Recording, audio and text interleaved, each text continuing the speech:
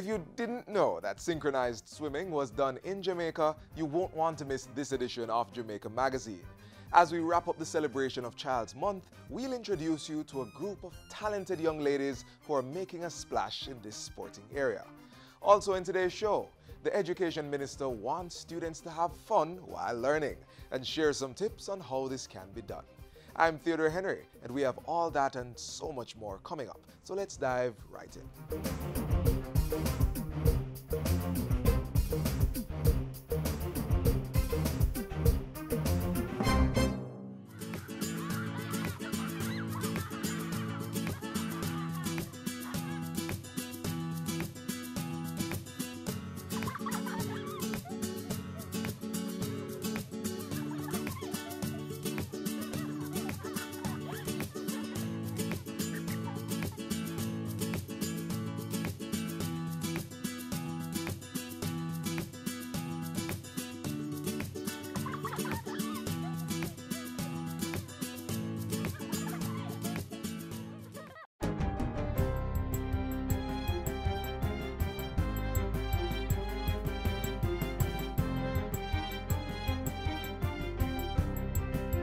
Good day, I'm Stephen McHugh, and this is your JIS News for Wednesday, May 30.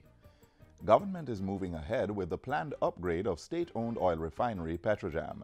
Energy Minister Dr. Andrew Wheatley says the state is in talks with a Chinese firm to implement the upgrade. He says this coincides with meetings being had with Petrojam, the Petroleum Corporation of Jamaica, as well as engineering, procurement, and construction contractors to get the project underway. Dr. Wheatley says the first phase of the project will include the installation of a vacuum distillation unit, VDU. The VDU is needed to produce petroleum products from heavier oils used for bunkering and the making of asphalt. We are working feverishly. The the money is in place. I must add, $100 million US dollars was made available for us to proceed with the VDU project. Minister Wheatley provided the update during Tuesday's sitting of the lower house. In the meantime, the Energy Minister has moved to set the record straight on Petrojam's donation and implementation policy. Dr. Andrew Wheatley has dismissed assertions that the oil refinery made questionable donations, saying there's a well-defined donation system which predates the current administration. According to Dr. Wheatley, Petrojam spent $67 million on projects in 6 constituencies across the political divide.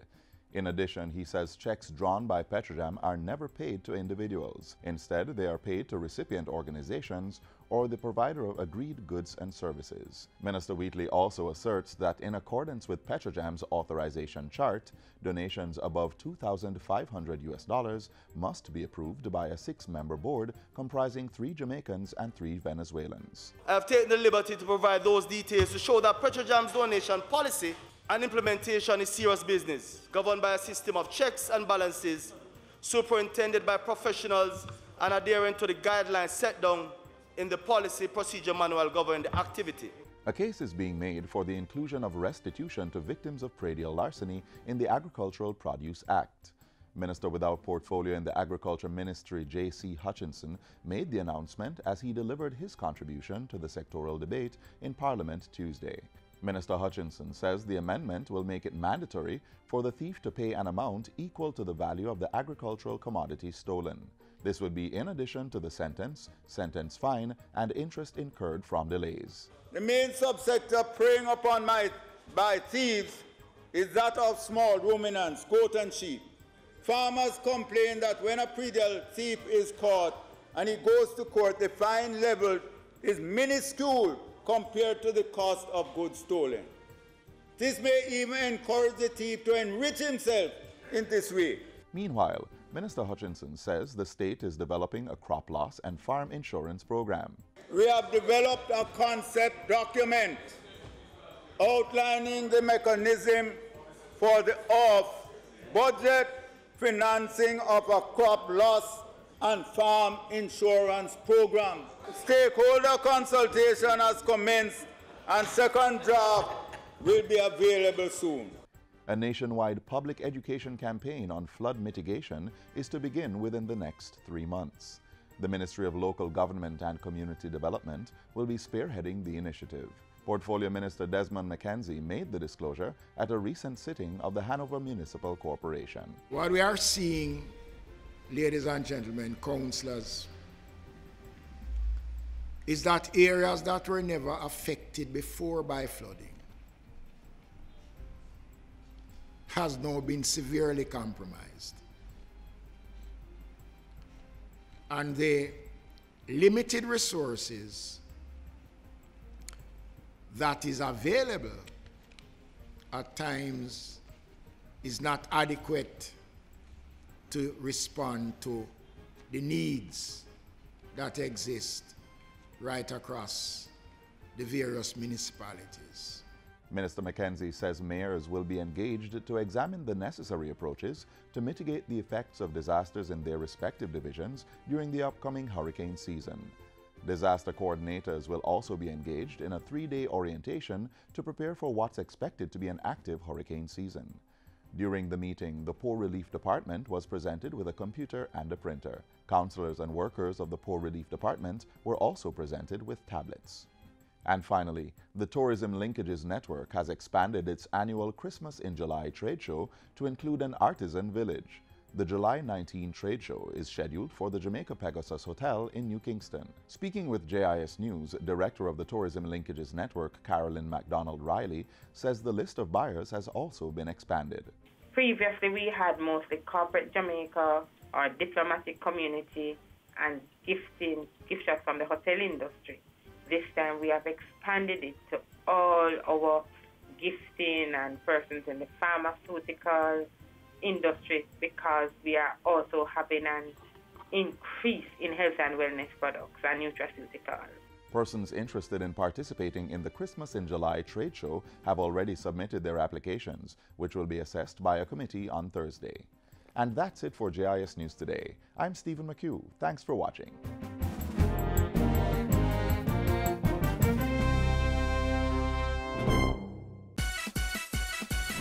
More life. More memories. More moments. Jamaica Moves is a call to action to prevent non-communicable diseases. Get active, eat healthy. You can protect yourself from high blood pressure, obesity, asthma, certain cancer diseases, and more.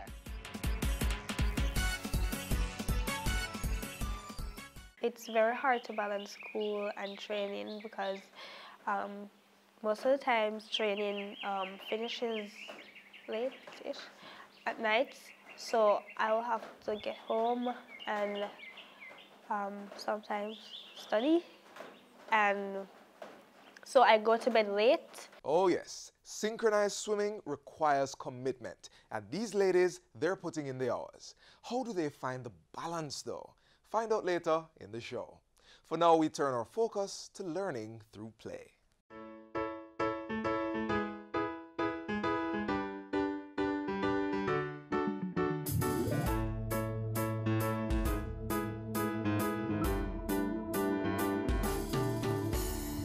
The issue of physical exercise in school is something that we will be discussing with our JTA colleagues and teachers, because the challenge is when we look at the curriculum, as I've been explaining to persons, that we just have to be creative, because physical activity does not necessarily mean you have to have PE as a session or teach physical education. It is having within our school a culture that have physical activities for students and our staff members to do.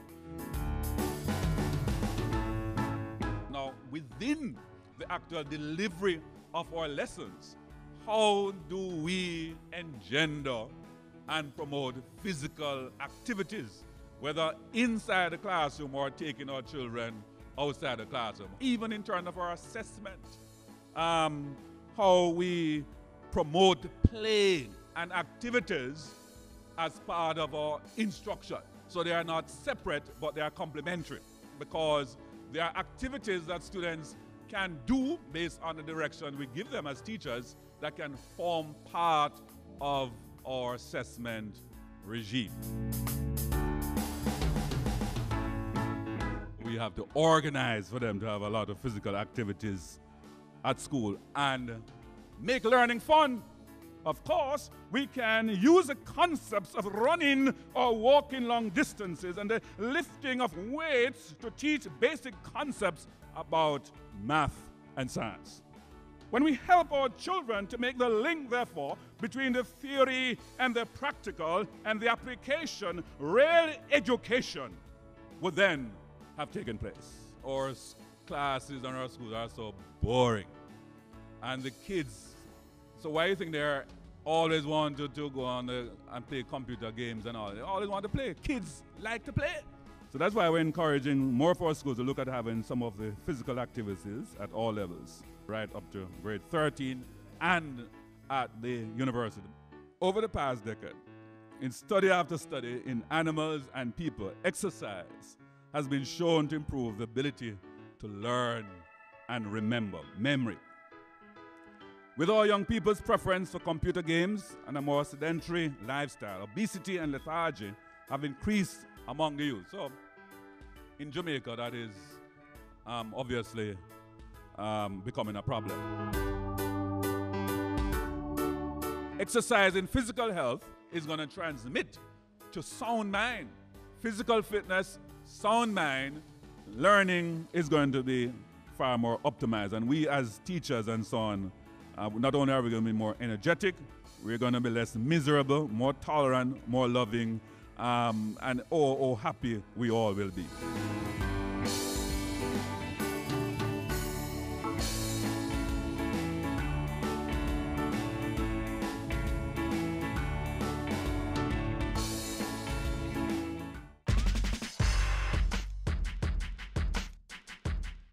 If all work and no play makes Jack a dull boy, then what do you think would happen if he played without resting?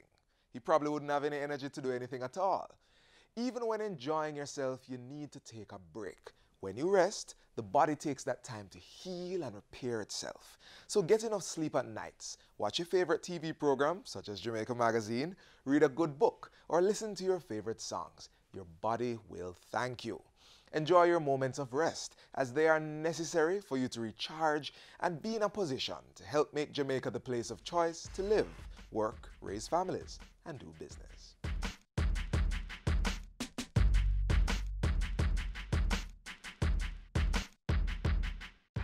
I would love to be in the 2020 Olympic Games, doing my best, competing, hopefully to get a medal.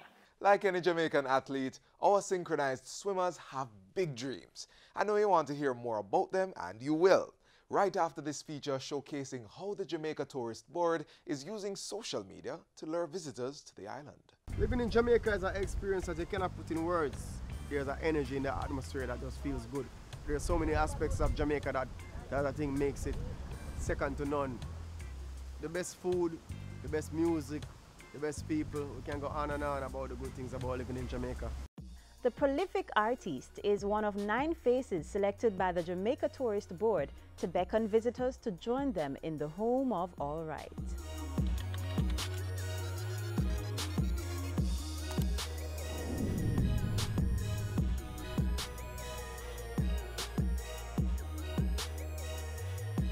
The Jamaica Tourist Board is banking on the reach and popularity of social media to go where they have never gone before. To connect with potential visitors, hopefully to convince them to book a trip to the island based on the stories of these personalities who will pop up on their timeline. The hashtag Join Me in Jamaica digital marketing videos, each about 90 seconds, are disseminated via the Tourist Board's social media platforms. Come out and meet us, come out and experience what Jamaica has to offer. The Songbird and Dancehall Prince join the likes of the coffee expert, the sister cooks, the hotel chef, the pudding man, the Rasta artist, and the entrepreneur. And as we started kind of working on this and coming up with some ideas, and Join Me in Jamaica evolved, we settled on that because it's a great call to action. But it's deeper than that. It enables the people we talk with to say, why join me in Jamaica? name them all. Being the man, they all come here and buy their pudding. This is what we grew up on. Now, when the people come to Jamaica, everybody, as soon as they land off the plane, this is where they come. They want to taste this pudding because it's bringing them back to the old days. You talk about scripting things or putting things together and you hope for words and magic.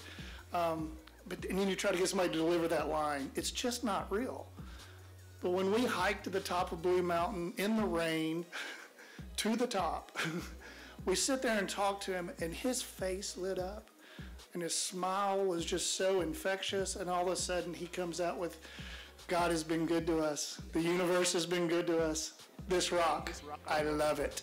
I love it. These videos will now populate our social space, and we'll be able to have connectivity to every corner of the world. And the language part of it, yes, we've worked on, and the technology allows instant translation. It doesn't mean that we will not do traditional advertising anymore. Because if that is in anybody's mind, then we need to disabuse ourselves of that. In anybody's mind, then we need new space.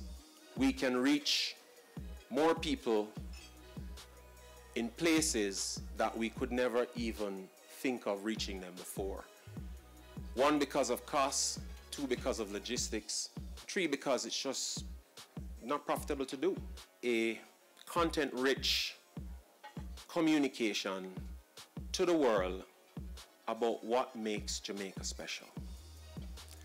And who best to tell that story but some very hardcore, well-enabled, well-entrenched Jamaicans who have served Jamaica in many ways, different ways, in a very authentic way, tell their own story about why anybody should join them in Jamaica. Every Jamaican has this passionate, loving story, and we want to capture that and share it with the world, because I believe the rest of the world could learn a little bit from Jamaica.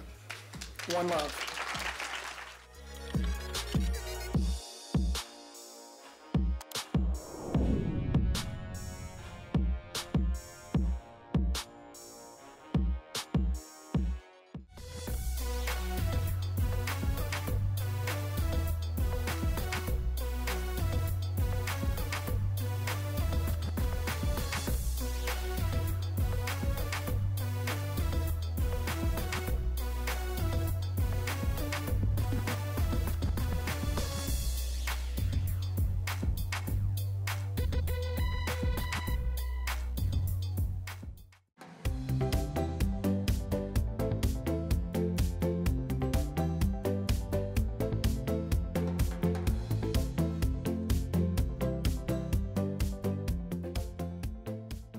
I didn't start it here in Jamaica. It was started before me.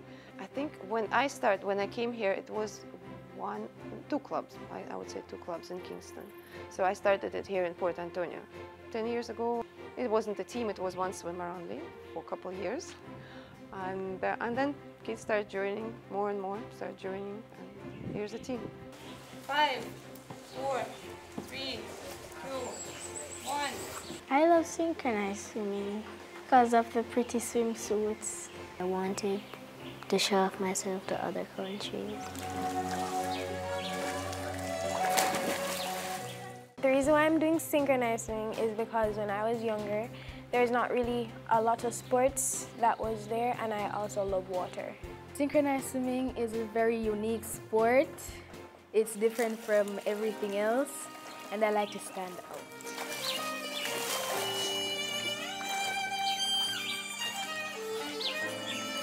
It's a tough experience, it's challenging in many cases. I like the fact that we get to go out a lot, we get to get exposed to different things, different cultures and stuff. We really don't select the girls. We take everybody who comes and we give them a chance and then we'll see who stays. Synchronized swimming is not the sport that you can do twice a week for 1 hour. It's very complicated sport that you have to do as speed swimming. You have to be very good at speed swimming. You have to be very good at gymnastics. You have to do a ballet class sometimes, and of course synchronized swimming actually on land and in the pool. Up there, don't turn, and then you walk out.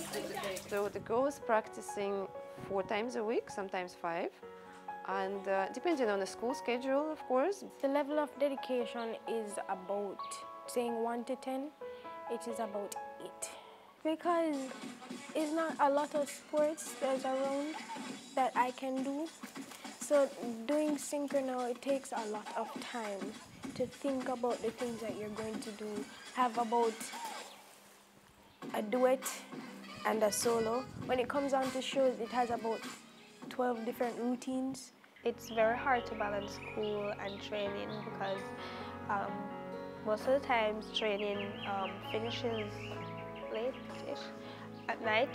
So I will have to get home and sometimes study. And so I go to bed late, and it's kind of hard to wake up in the mornings. This leg is great. This one is about. Synchronized swimming help you with development. It develops you physically and mentally too. I think the best advantage that they get being a swimmers is that they get in confidence. Knowing that you achieved something and you did something that many people cannot do. It gives you confidence and self-respect, and this is what the girls really need. In the last few years, I've grown to the sports because when I was younger, I had my coach repeatedly saying, "Shall we work? Shall we work? Shall we work?" And I think before I reached about 16 or 15, I think I got better at that because knowing that I'm the oldest in the group, I have to show example. Usually here I'm making our routines and trying to make sure it fits the personality of the swimmer first and the skill level. I do a lot of mixing up of routines, especially when it comes to like duets and teams, sometimes solo. It's all I want to do. It's my life. I would love to be in the 2020 Olympic Games, doing my best, competing, hopefully to get a medal.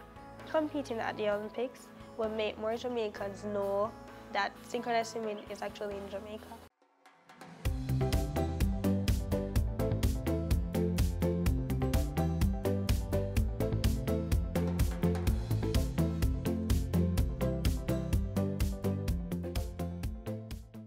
Say you're at the beach and someone you know gets into difficulties in the water.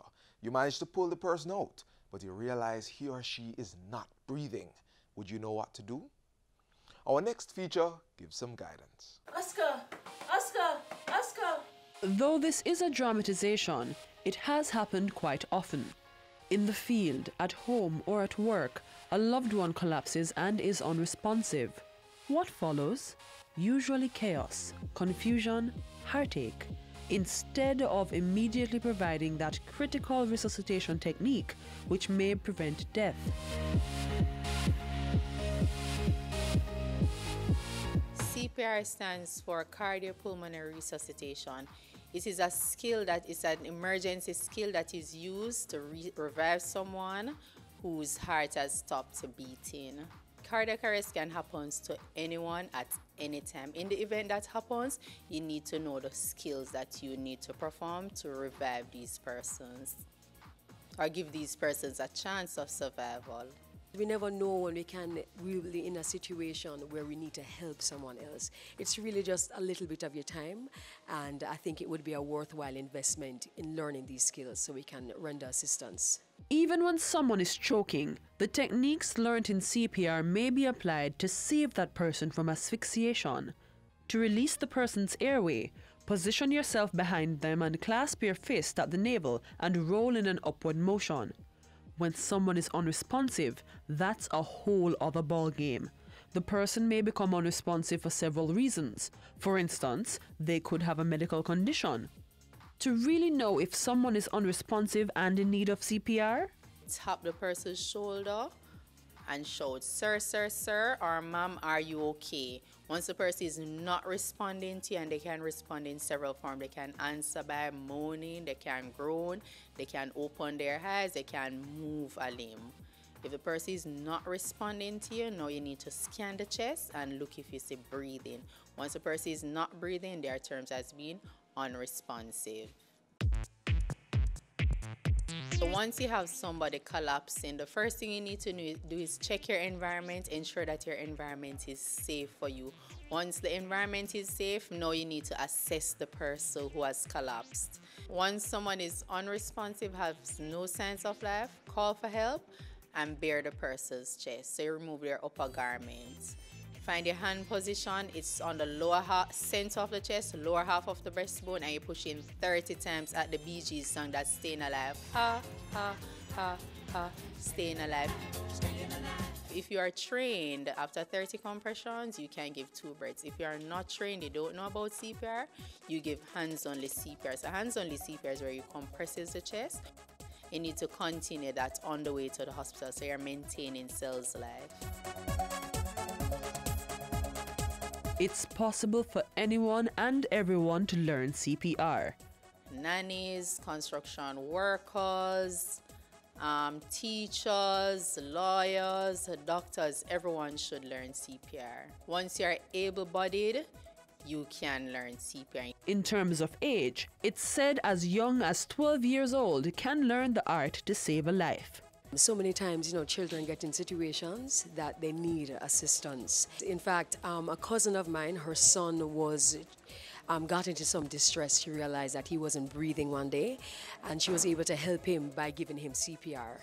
So I think that was really important that she had those skills so that she could assist her son, because who knows what would have happened if she wasn't able to give him that immediate assistance. This course, I've done it before, and I find it very interested because I work a lot with children, and one time I have to do a CPR on a little boy because there was leave under my care and mother wasn't around, and he was eating some plum and playing on like plum seed, stabbing his throat, and I just hear him coughing, but it never very severe because he was coughing. So when he was coughing, I hold him up and I, try to do a little, I understand the CPR, tell him to cough. And he cough and cough until it actually come up. I had a patient once, and while I was there in the bathroom with that person, the person just fell unconscious, and I was there, didn't know exactly what to do, but I was there saying, "Sir, are you okay? Are you okay?" And I didn't know much, what to do, but I decided to put the person on the side, and I was there trying to stop the person, then I was saying to myself, if I had known CPR well enough, I could perform it. The Heart Foundation of Jamaica is one of the several local organizations that offer training in CPR. The Heart Foundation of Jamaica is an authorized training center for the American Heart Association. We offer CPR training for medical and non-medical persons. We have our scheduled in-house training, and organization can call us to schedule classes at their convenience. CPR!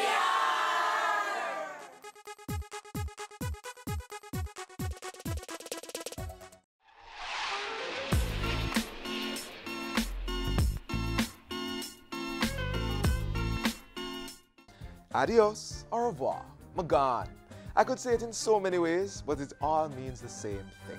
The end of today's Jamaica Magazine. With just a click though, you can watch it again by visiting our website or our YouTube page. Next time you're on Instagram, Facebook or Twitter, stop by our pages and leave a comment. On behalf of the entire production team, I'm Theodore Henry. Walk good.